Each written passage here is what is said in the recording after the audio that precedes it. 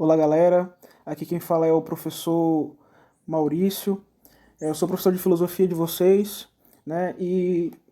Eu vou relembrar um pouco da nossa aula passada, né?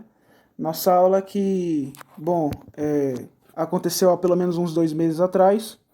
Eu vou relembrar aqui até para pessoas que não puderam ver a minha aula para poder ver um pouco e já pegar e não pegar o carro já andando, né?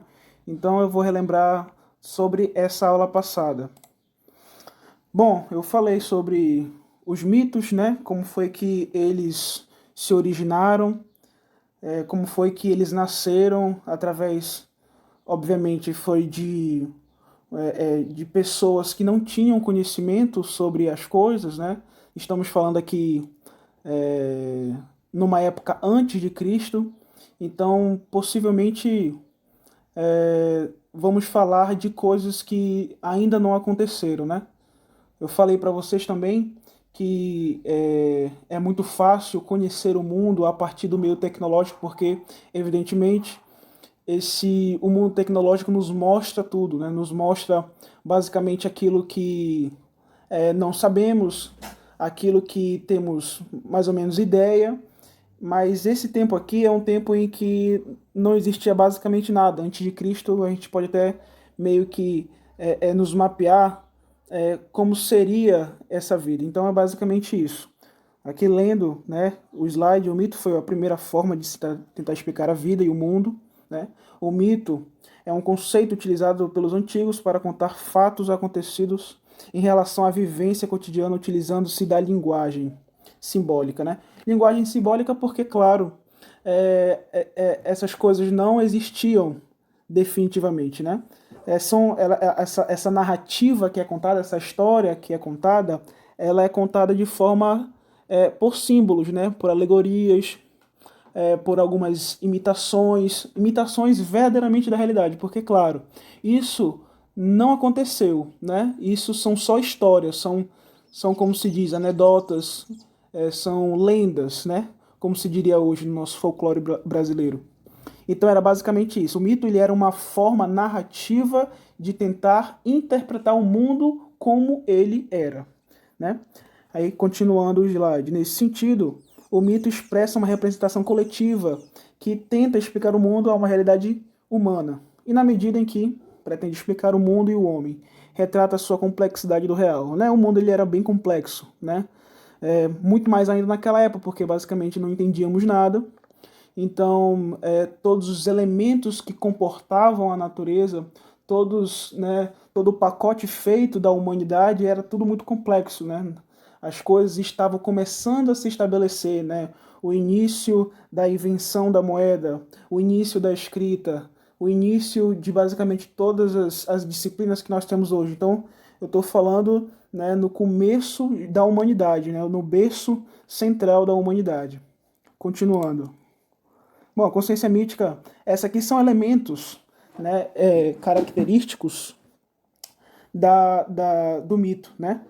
Como basicamente, como é que o Enem ele pode tratar? Ele é sobrenatural, né? Porque você explicar o mito de forma é, além da nossa natureza é totalmente plausível, né? Você vê medusas, você vê centauros, você vê um deus que mora na água, você vê pessoas voando, deuses que moram num local chamado Olimpo. Tudo isso são formas misteriosas, já pegando o segundo tópico, né, aqui do nosso slide, são formas misteriosas de tentar compreender o mundo. Misteriosa porque ninguém poderia ver, ninguém poderia enxergar, tudo isso era muito contado. E uma narrativa contada, você sabe que pode se tornar verdade, né? Você sabe que essa narrativa contada através de sucessivas gerações, isso se torna verdade, né? Uma prova disso são os seus avós e avós, né, que contam isso estabelecendo um critério fatídico de verdade,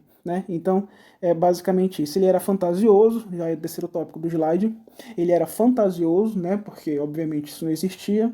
Então, o ser humano ele tinha uma intuição compreensiva da realidade, né? Ele sabia que isso existia no mundo, né? Existia trovões, existia, digamos assim, elementos da natureza que ele não, que ele via, mas não conseguia interpretar. Então, a partir dessa intuição do homem, do ser humano, as coisas eram significadas através dessas narrativas, dessas lendas, né? O mito expressa o desejo que sentimos ou que tememos, né? O ser humano ele tem o desejo claro de compreender a realidade. Quando ele não obtém essa resposta, ele cria, né, os seus elementos que embasam essa realidade, seja ela verdadeira ou não. Então o mito ele foi uma forma verdadeira de poder interpretar a realidade tal como ela era naquela época, ok? Ela tinha uma relação com o sagrado, obviamente. Eram muito religiosos em relação aos deuses que eles criavam, né? Fé em forças superiores, porque, bom, como eu falei, os deuses eles não só tinham uma relação de existência na sociedade, mas eles tinham um poder eminente sobre as pessoas e sobre o mundo, né? E aí a gente pode colocar claros filmes, né? Que representam essa realidade. Tem o Percy Jackson, Fúria de Titãs e etc, né? A forma cinematográfica representa muito isso, né? Aqui eu falei para vocês qual é a origem da Via Láctea, né? Eu não vou entrar no detalhe da história, mas era só para representar basicamente o que é a, os mitos, certo? E aqui eu falei sobre o mito que não somente aconteceu na Grécia, mas também os mitos foram uma forma particular do ser humano. Então existiu mitos no Egito, existiu mitos na Grécia, existiu mitos na China, e essa aqui é uma representação clara do mito chinês, né? A filosofia do Yin Yang, né? Que representa o lado bem e o lado mal do universo, né? Tensionada entre o bom e o mal, entre o bem, né, e o ruim, aquela coisa assim que, obviamente, você tem essa tangência, essa briga, essa oposição de claro contra escuro. Claro que você consegue perceber isso e hoje ainda o ser humano tenta explicar isso de forma para de forma de todos os âmbitos, né, colocados da sua vida. A gente pode ver isso na política, né, pessoas que acham que políticos são bons e outros são ruins, ou na religião, claro, isso é fruto da religião, obviamente, né? Ou a gente pode colocar na economia ou em pessoas mesmo que se acham bom o suficiente para tentar se opor ao lado ruim, ao lado perverso. As novelas fazem isso, os filmes fazem isso. Então, basicamente, é o retrato da humanidade do lado do bem contra o mal, né? Continuando. A filosofia nasceu a partir disso, né? Quando você questiona essa possibilidade fantasiosa, misteriosa, é quando nasce a filosofia, né?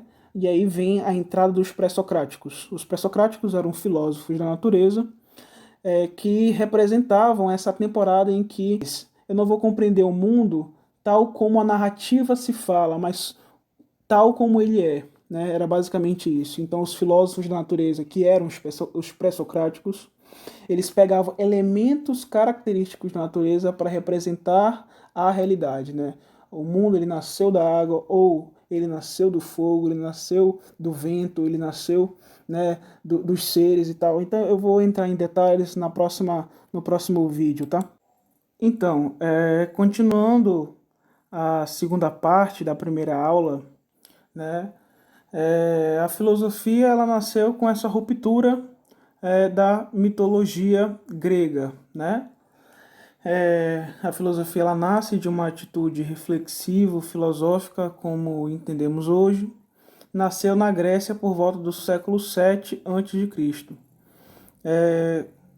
Essa ruptura, obviamente, ela nasce de um perguntar natural dos seres humanos que não conseguiam ver as coisas que eram contadas através da mitologia, certo? Então era basicamente isso. A filosofia ela nasceu inicialmente por esse motivo. Já adiante nós vamos ver os três causadores, motores da propagação da filosofia em si. Qual foi o fator originário?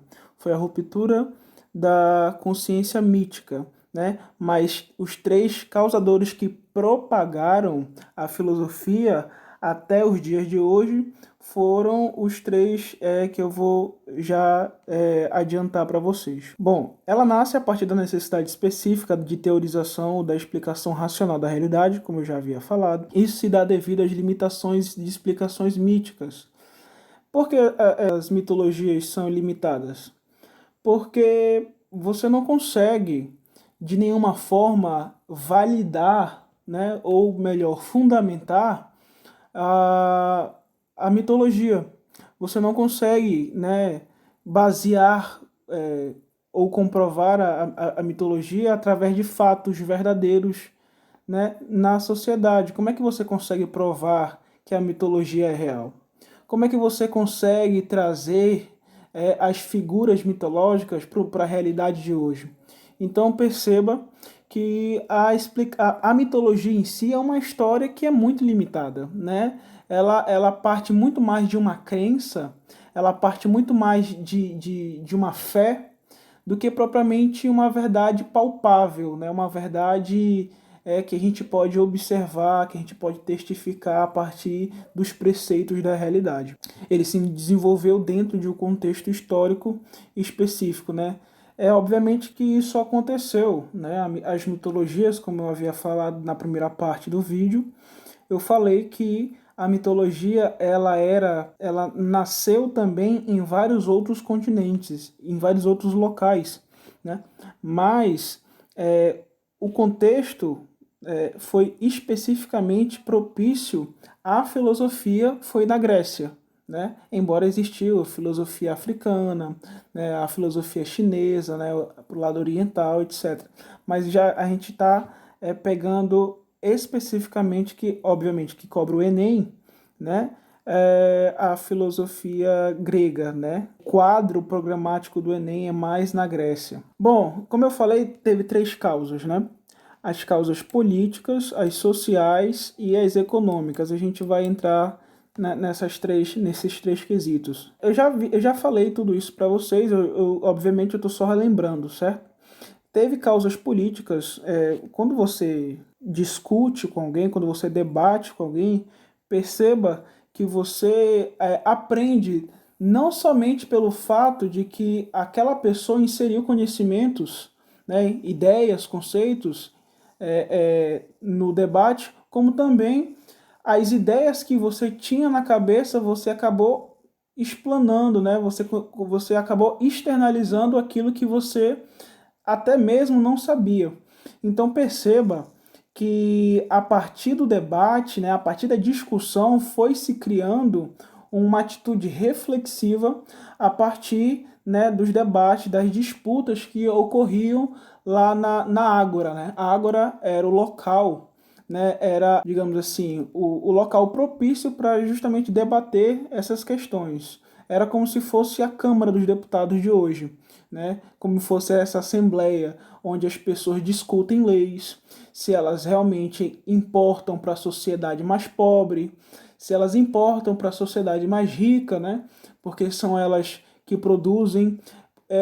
Então perceba que essas pessoas elas debatem ideias a fim de melhorar a sociedade. Então era basicamente isso. As causas políticas elas foram fundamentais para a origem da filosofia. Perceba que também no slide está dizendo aqui que a invenção da escrita e da lei também propiciou essa fundação da polis. Se você aprende discutindo, debatendo de forma obviamente saudável com alguém, você também aprende lendo, né? Você aprende lendo textos, livros. Então, com a invenção da escrita, a atitude reflexiva ficou cada vez mais potencializada, né? Ela teve, né, um enaltecimento muito maior, porque, bom, faz você pensar de uma outra forma, né? Tanto no debate quanto na leitura, está raciocinando, né, a partir das ideias que são postas ali diante de você, né? Aqui, as causas sociais. A escravidão, ela era um fato naquela época, né? Na época grega. antes de Cristo. E falar em democracia, basicamente, digamos assim, é dizer que existe, mas de certo modo. Democracia era democracia só entre brancos, entre os atenienses que lá existiam, e as mulheres não participavam. Então, a democracia era basicamente essa democracia meio fajuta, né? Que era elitista, que era machista. Então era uma democracia em partes, né? Era uma igualdade em que existia apenas entre os homens que lá existiam. Não era uma democracia de fato. Então aqui, colocando a questão sobre a escravidão ela era basicamente você tinha a possibilidade, como eu estava falando, o ócio ele participa, né, da vida pública das pessoas que não trabalham. Esse segundo tópico aqui, gente, eu acho que ele tá errado. Eu acho não, ele tá errado sim. Eu vou tentar arriscar escrever aqui nesse slide que ó, escravidão não teve ócio, porque a escravidão ela teve um trabalho. O ócio, ele é tempo livre, né? Ele é tempo livre. O ócio criativo é justamente o tempo livre que você demanda para poder fazer as coisas, digamos assim, artísticas, né?